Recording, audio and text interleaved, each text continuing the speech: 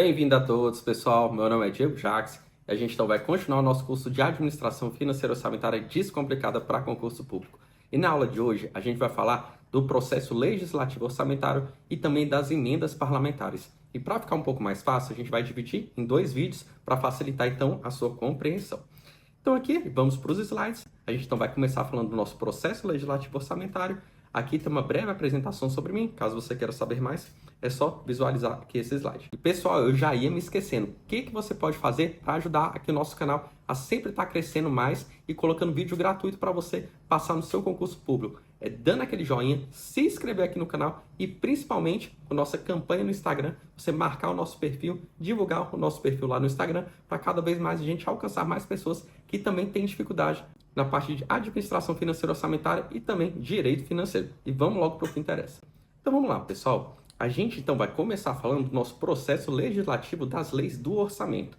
E aqui, pessoal, vai englobar todas essas leis, tanto o nosso plano plurianual, quanto a nossa lei de diretrizes orçamentárias, a nossa lei orçamentária anual e também todos os créditos adicionais. Os créditos adicionais a gente ainda vai ver no curso. Mas o que são esses créditos adicionais? É a forma que a gente altera a nossa lei orçamentária anual.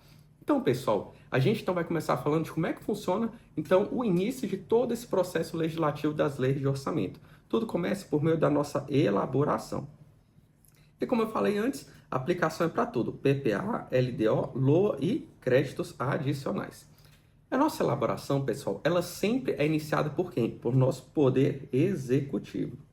E aqui a gente já falou um pouco disso no nosso ciclo orçamentário, primeira aula praticamente do nosso curso. Então, o que vai acontecer? Sempre o Poder Executivo, e aqui não tem nenhum tipo de exceção, é sempre mesmo o Poder Executivo que inicia todas essas leis aqui, tanto PPA, LDO, LOA e também os créditos adicionais. Exatamente por quê? Pela estrutura dele, pela complexidade das informações e várias outras questões muito técnicas que quem tem mais essa informação é o próprio Poder Executivo. Então, a gente já falou, por exemplo, quem faz toda essa projeção da receita muitas vezes é quem? A Receita Federal, a Receita Distrital. Então, por exemplo, você tem a Receita Federal, que é ela que vai fazer o seguinte: olha, quanto que a gente vai ter de arrecadação do imposto de renda, quanto que a gente vai ter de arrecadação, por exemplo, do IPI, do IOF, imposto de importação, enfim. Essa Receita Federal, no âmbito da União, ela faz então todas as projeções da nossa receita. Lá também na União, você tem o IPEA. O IPEA ele vai calcular uma série de índices, por exemplo, como de inflação. A gente também tem o IBGE. O IBGE calcula principalmente ali a questão do PIB. Então, todos esses órgãos aqui são dentro de onde? Do nosso Poder Executivo. Então, sempre o Poder Executivo é quem tem mais essa estrutura para iniciar esse nosso projeto de lei orçamentária anual. E aqui, pessoal, esse nosso prazo para a União, você envia quando? O nosso orçamento. Aqui a gente está falando especificamente da nossa lei orçamentária anual, da LOA. Então, aqui no caso especificamente da LOA, você até o dia 31 de agosto, você vai ter que encaminhar esse projeto. E esse mesmo prazo, a gente tem também para quem? Para o nosso PPA. E já a LDO, lembra qual era o prazo, pessoal? A LDO a gente tem no dia 15 de abril. Então, esses são os prazos que a União tem para encaminhar esses projetos. Fora isso, pessoal, a gente falou da Receita Federal, do IPEA, do IBGE, mas lá no caso específico da União, você tem aqui a Secretaria de Orçamento Federal, a famosa SOF. Então, a SOF aqui, ela que organiza toda essa questão do orçamento. Então, ela vai pegar essas diversas informações da Receita, do IBGE, do IPEA e de todos os órgãos que participam ali da elaboração do orçamento e vai consolidar e vai encaminhar essa peça para o Poder Legislativo nesses prazos que a gente falou anteriormente. E aqui, olha só a questão. É o Poder Executivo que faz essa elaboração, mas ele o quê? Ele incorpora, ele consolida com os demais poderes. A gente também já estudou isso na nossa Lei de Diretrizes Orçamentárias.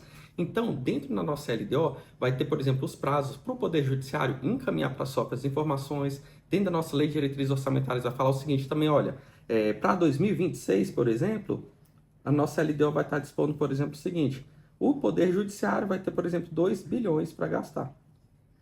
Então, isso daqui vai estar onde, por exemplo? Lá na LDO. E aí, com base nesse orçamento, né, nessa previsão que a nossa Lei de Diretrizes Orçamentárias colocou para o Poder Judiciário, então o Poder Judiciário vai encaminhar as informações para o nosso Poder Executivo. Então vai chegar ali o Poder Executivo, aí ele vai pegar tantas informações do Judiciário, vai pegar informações do Legislativo, vai pegar as informações do Ministério Público e da Defensoria, vai consolidar a informação com base na nossa Lei de Diretrizes Orçamentárias e vai encaminhar para o nosso Poder Legislativo. Então, pessoal, praticamente essa é a primeira parte que a gente tem do nosso processo legislativo orçamentário. É a nossa elaboração da lei por parte do nosso Poder Executivo. Mas agora a gente vai avançar. O que vai acontecer? Quando chegar nesse prazo, que a gente falou aqui antes, né? Principalmente dia 31 de outubro, ou no caso da LDO no dia 15 de abril, você vai encaminhar essas informações para onde? Para o Poder Legislativo. E aí, quando chegar lá no Poder Legislativo, a gente vai ter essa discussão e também toda a aprovação dessas normas que a gente falou antes, PPA, LDO, LOA e dos créditos adicionais. O que vai acontecer, então? Após a elaboração pelo Poder Executivo, o projeto aqui é sempre, pessoal, a gente está numa democracia. A democracia, e principalmente nessas questões da legislação, né, de aprovação dessas legislações, sempre passa por onde? Para o nosso Poder Legislativo. Nesse caso aqui, da União, vai ser no Congresso Nacional. Mas se a gente estiver falando do orçamento, por exemplo, aqui do Distrito Federal, você vai ter que mandar para uma Câmara Legislativa. Se você estiver, por exemplo, no estado de São Paulo, você vai mandar para a Assembleia Legislativa. E também, se você estiver no município, você vai mandar para onde? Para a Câmara Municipal. E agora, então, a gente vai ver de forma específica como é que o Poder Legislativo atua quando chegar esse projeto. O que vai acontecer? No caso da União, esses projetos eles vão ser apreciados por duas casas do Congresso Nacional, pelas duas casas, de forma o quê? Na forma do regimento comum. Então, aqui, o que você vai fazer? Quando chegar no Congresso Nacional, você vai fazer uma comissão mista. Então, o que é essa comissão mista? Então, você vai colocar aqui tanto senadores quanto também deputados.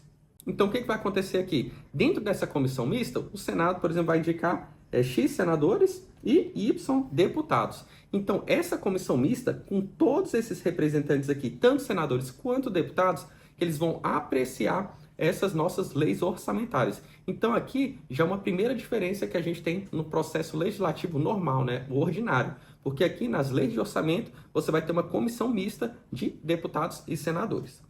Além disso, pessoal, o que vai acontecer? Como é que a gente vai fazer essas alterações nesses projetos que o nosso Poder Executivo encaminhou? Vai ser principalmente pelo que a gente chama de emendas parlamentares. Então, quando chegou, por exemplo, o projeto de PPA, o que ele faz? Ele altera esse projeto por meio de dessas emendas parlamentares. E pode alterar aqui qualquer uma dessas normas, o PPA, LDO, LOA e também qualquer crédito adicional. E aqui, pessoal, as alterações podem ser realizadas tanto a nível de receita, quanto também de despesa. Então, por exemplo, a gente está falando da nossa lei orçamentária anual. Vamos supor que na nossa lei orçamentária anual, a gente caminhou uma receita de 10 bilhões, por exemplo, e uma despesa de 10 também. O que vai acontecer? Então, o legislativo ele poderia atuar só aqui nas despesas, fazendo esses remanejamentos, ou então ele poderia atuar também aqui na parte da receita, falando, essa receita aqui teve algum erro, teve alguma omissão, e ele então pode fazer esse tipo de emenda, tanto na receita quanto também na parte da despesa. E olha só, pessoal, imagina o seguinte, o Poder Executivo encaminhou esse projeto, então ele já está lá para discussão do nosso Poder Legislativo. Mas acontece o seguinte, o presidente, o governador, então o prefeito, o que ele viu? Caramba, eu esqueci de encaminhar alguma coisa. Eu posso, então, alterar esse meu projeto que eu encaminhei para o Poder Legislativo? Você pode sim, exatamente essa disposição constitucional. E ela está falando especificamente aqui do nosso presidente da República. Mas também, por analogia, a gente pode colocar para os demais entes federativos. O que vai acontecer? O presidente da República poderá enviar o quê? Mensagem. Então, isso é muito importante. Ele envia uma mensagem ao Congresso Nacional. Então você está vendo, pessoal, olha, a questão é que quando a gente fala dessas leis de orçamento, a gente não está falando de Câmara Federal, a gente não está falando de Senado, mas está falando da Casa Conjunta. Lembra que a gente está falando que principalmente desse nosso Congresso Nacional, desse regimento comum, então sempre a gente manda para onde? Para o Congresso Nacional, e não para essas casas de forma isolada, ou para a Câmara, ou então para o Senado. É diferente daqueles processos de leis ordinários, né, que a gente encaminha. Principalmente se for o presidente da República, você manda primeiro para onde? Para a Câmara Federal, e depois a Casa Revisora vai ser o Senado. Mas aqui no caso de processo legislativo orçamentário, você manda direto para essa comissão mista de deputados e senadores. Então, aqui nesse caso, o que a gente vai fazer? O presidente da República ele pode enviar uma mensagem ao Congresso Nacional para propor a modificação nos projetos. Mas é a qualquer tempo que eu posso fazer isso? De forma alguma. Qual é o momento que eu posso mandar? Até enquanto não iniciada a votação na comissão mista da parte cuja alteração é proposta. Então vamos lá. Se eu mandei meu projeto, vamos supor que chegou lá na comissão mista, ela falou o seguinte: olha, a gente vai botar a parte de educação no dia, por exemplo, no dia 31 de outubro. A parte da saúde, no dia, por exemplo, dia 1º de novembro. E já a parte de saneamento, por exemplo, a parte de saneamento, a comissão mista fala que vai votar somente no dia 10 de novembro.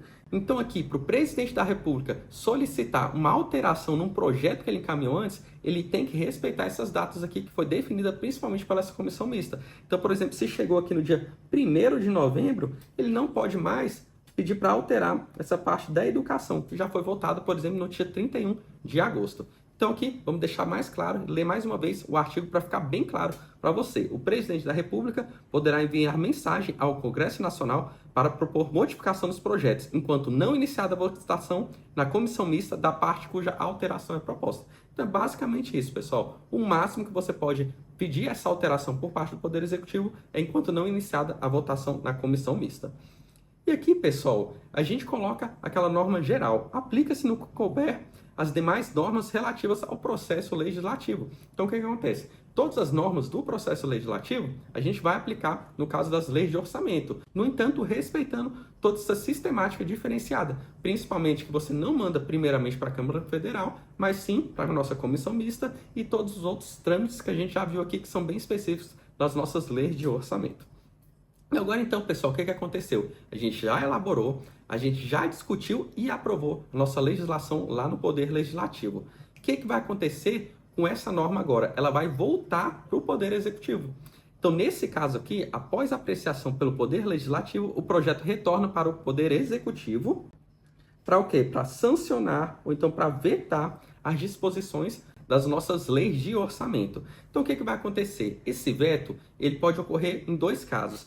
Tanto no caso de alguma inconstitucionalidade, quanto também no caso de uma contrariedade ao interesse público. Então, o que vai acontecer? Muitas das vezes, chegou lá no Poder Legislativo, e o Poder Legislativo, ele desrespeitou as regras de emenda, que é o que a gente vai ver na próxima aula. Então, nesse caso aqui, foi uma inconstitucionalidade. O que o Poder Executivo pode fazer? Vai lá e veta essa alteração.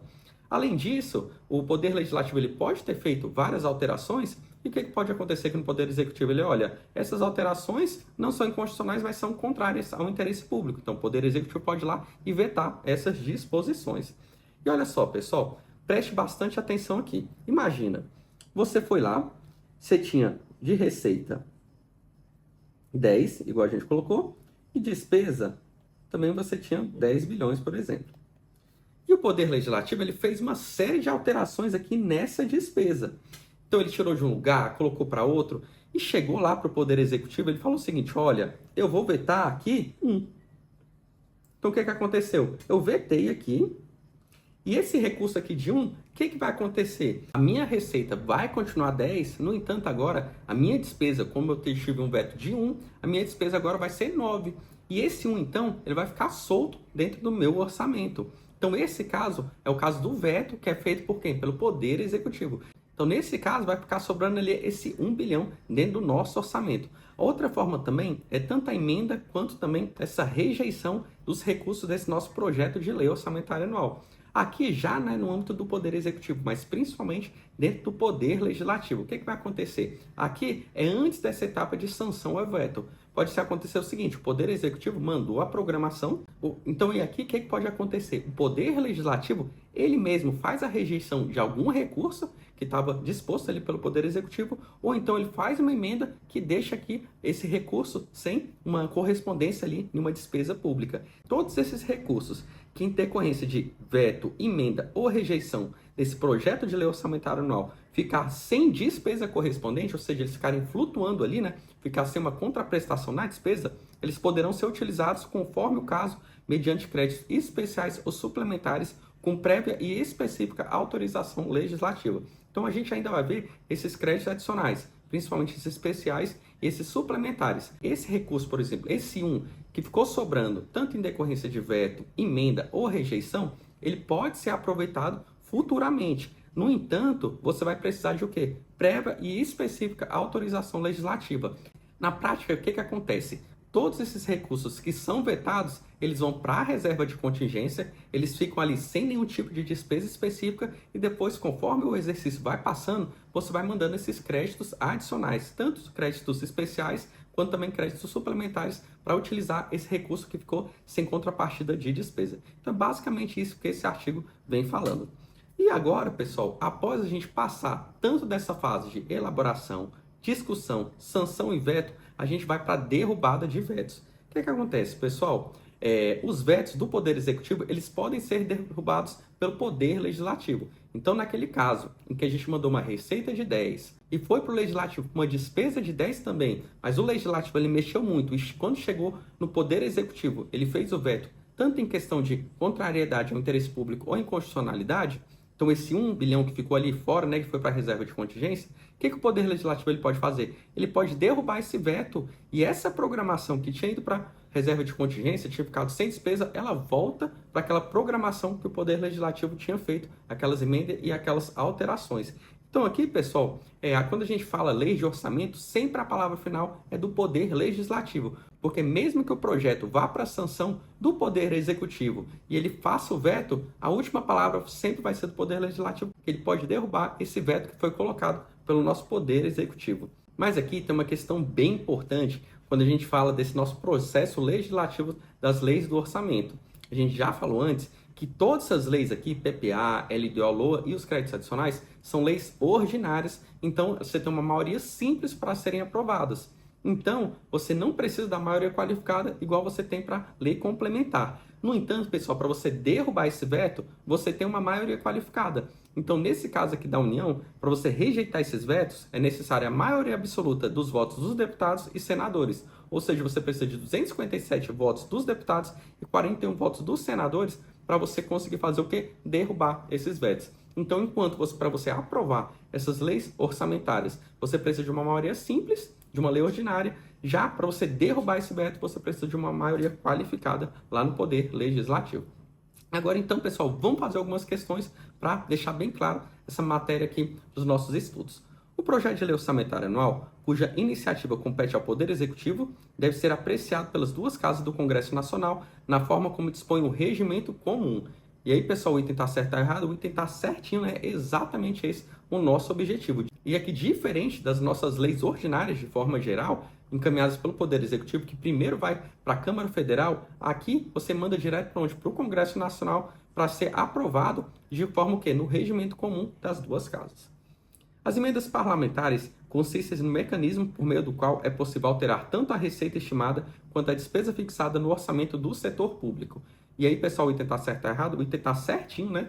O que acontece? As emendas, elas ocorrem quando você encaminha o nosso processo para onde? Para o Poder Legislativo. E ele faz ali as diversas alterações nos nossos projetos do Poder Executivo. Então, aqui você vai poder alterar tanto a parte da despesa, quanto também a parte da receita. O chefe do Poder Judiciário tem incumbência de enviar ao Congresso Nacional o projeto de lei orçamentária anual com proposta dos orçamentos fiscal, de investimento e da Seguridade Social dos órgãos do Poder Judiciário, integrantes do Orçamento Geral da União. E aqui o item está erradíssimo, né, pessoal? Porque sempre o que vai acontecer? Os demais poderes vão encaminhar sempre para o Poder Executivo com base no que está disposto na nossa Lei de Diretrizes Orçamentárias. E o Poder Executivo, principalmente pela Secretaria de Orçamento Federal, ele vai consolidar todas essas propostas com diversas informações de órgãos da Receita, IPEA, IBGA, enfim, todos os órgãos ali do Poder Executivo e vai mandar o projeto de forma unificada. Esse processo vai sair do Poder Executivo e vai para o Poder Legislativo. Então, não é o Poder Judiciário que manda direto para o Congresso Nacional. É sempre o Poder Executivo que manda para o Congresso Nacional. E aí, pessoal, então essa foi a primeira parte do nosso processo legislativo orçamentário. A gente deu um panorama geral e agora a gente vai tratar de um assunto bem específico, que são as emendas parlamentares. Então, lembra que a gente falou daquela parte quando o processo chega no Poder Legislativo e a gente faz as emendas? Então, é exatamente isso que a gente vai tratar na próxima aula. E aqui, pessoal, o que você pode ajudar para fortalecer aqui o nosso canal, a gente cada vez mais ter vídeos de forma gratuita e também útil para você no seu concurso público? É você dar aquela curtida e também se inscrever no canal. Isso é muito importante para criar engajamento e cada vez mais o nosso canal crescer e atender mais, né, os concurseiros que querem aprender mais administração financeira orçamentária de forma descomplicada. E até o próximo vídeo.